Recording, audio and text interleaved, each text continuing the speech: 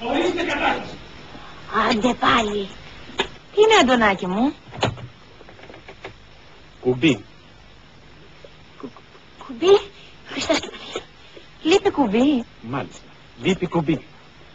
Μην ξαναδώ τέτοιο πράγμα, κυρία Ελένη. Παίρνω το καπελάκι μου και φεύγω. Κουμπί. Βελόνα και κλωστή γρήγορα. Βελόνα και κλωστή.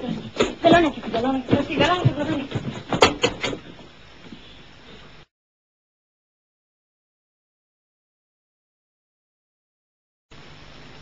Εδώ είναι ένα κουμπί.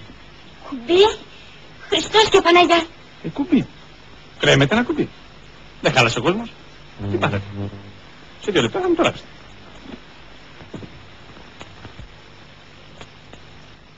Βελόνα και κλωστή γρήγορα. Βελόνα και κλωστή. Βελόνα και κλωστή. Έχω κλωστή έτοιμη.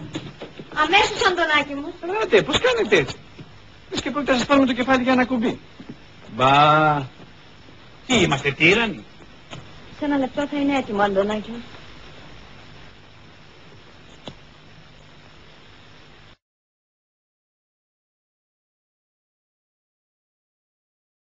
Τι διάλο, μεσάλιο τα ράβετε τα κουμπιά. Ελένη!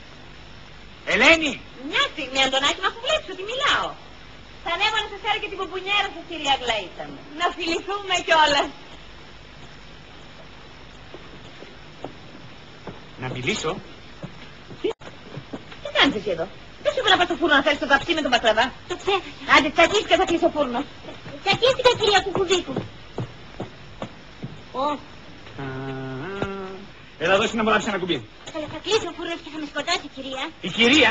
Τώρα τι καταλαβαίνεις, αρπάζω κανένα συντρόφι σε λίγο το κεφάλι. Άντε με τα πληρώσεις εσύ. Ράψε μου το κουμπί εδώ. Καλέ, για κουμπιά είμαστε τώρα. Να, έτσι έχει βελόνα και κλωστή. Πάρ' το και ράψτε μόνο σου, κύρια.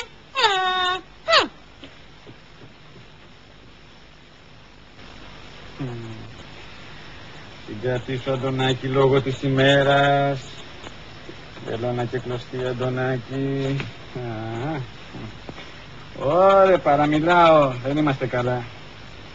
Λόγω της ημέρας. Καλά.